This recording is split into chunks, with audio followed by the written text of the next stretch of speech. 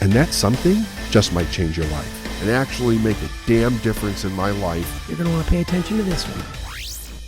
Hey everybody, David Nagel. You're going to love this episode. See yourself on a beach. Nice sun-baked sand. You're laying there. It's very warm. You can feel the heat radiating up through your body in a way that makes you very comfortable, very relaxed. It's not too hot, but it's a refreshing heat. You can feel the sun on your body as you hear the waves coming in with the tide. See the waves coming in over and over, back and forth. There's nobody else on the beach, but you hear a seagull. Hear the seagull. You can sense when the sun goes behind a cloud. You feel a brief cooling off in that moment. After a sustained period of time of sun, a slightly cool breeze comes in and you find it very refreshing from your head down to your toes. And as the breeze subsides, you can feel the sun warming your toes and your feet and your legs and your stomach and your chest and your mind. You're very happy. You feel very light. And in your mind, you start picturing yourself walking. You're getting up and you're walking down the beach. Up ahead, you see a row of trees, but you cannot see beyond the trees. They're lush green trees, and you could hear the wind blowing through the leaves. It sounds very inviting. As you walk up to those trees, you see that there's a path down the middle. And you walk down this path. And as you're walking down the path and you hear a twig snap under your foot or a leaf rustle, the ocean becomes quieter as you move deeper into the forest. The forest is very quiet. And as you're walking on this path, you hear some of the small animals start to come alive. You hear the songs of the birds, the chirps of the squirrels, and you continue to walk down the path until you see an iron gate in front of you about 100 yards. You pause, and you see the initials of your name written in gold on the gate.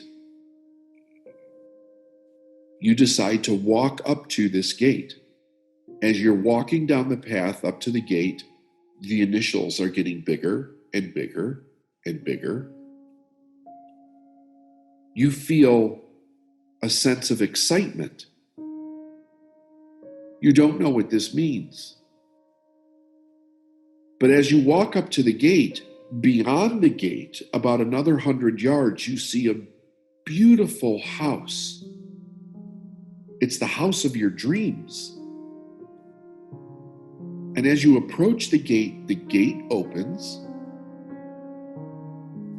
and you proceed to walk in. You decide to walk into the gate. And as you walk in, you hear the gate closing. You take a little look backwards and you see that the gate's closing. You feel very safe, very serene.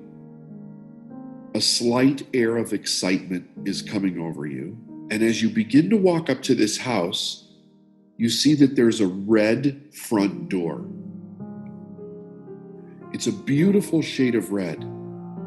And in gold, embossed in gold on the front of the door, is your first name. As you walk up to the door, you reach out to grab the handle to open the door, and the door slowly opens on its own. And it's as if you can feel someone saying, calling you by your first name, to step into the house. Say your first name and please come into the house. Go ahead and say that. As you walk into the house, the smells in the house are very loving. They feel very warm. It makes you feel like you're home. And you feel pulled to walk down a hallway to a very special room.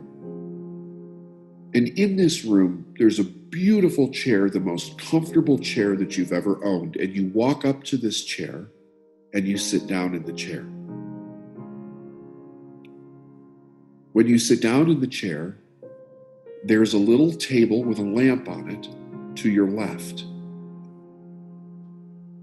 There's a book on that table that again has your name written in gold letters on the book. It doesn't say anything else.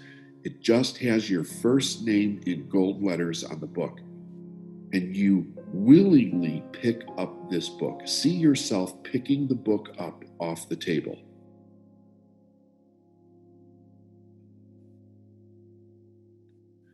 As you pick up this book, you open it. And when you open the book,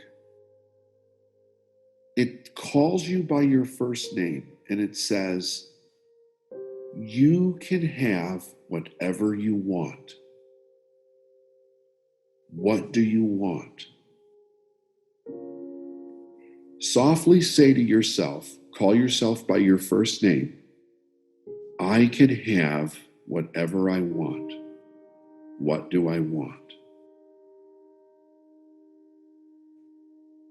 You look up in front of you after you say that, and you see that there's a little corridor with some stairs that go down. You get up and you walk towards that corridor, and it's about 5 stairs. And as you go down these stairs, you begin to count. Deeper relaxation with every step. So say this out loud with me. 5, feeling very relaxed. 4, very calm and more relaxed. 3, my body feels like jelly and is very relaxed. 2, deeper relaxing now. 1, I am now consciously hypnotized of my own free will.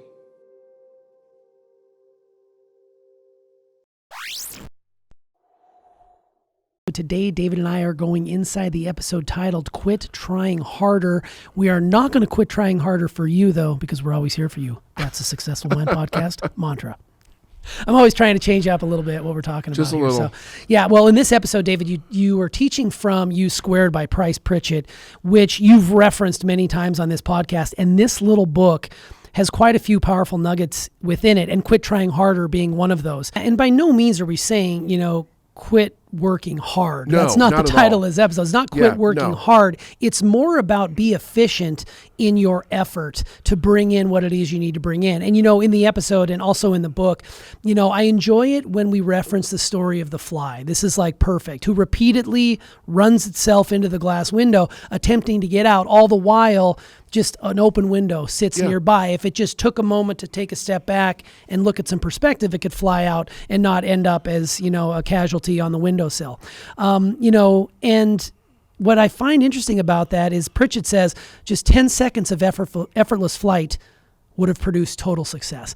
If we continue to approach things from how hard something is, there's no reason to think different about it, right?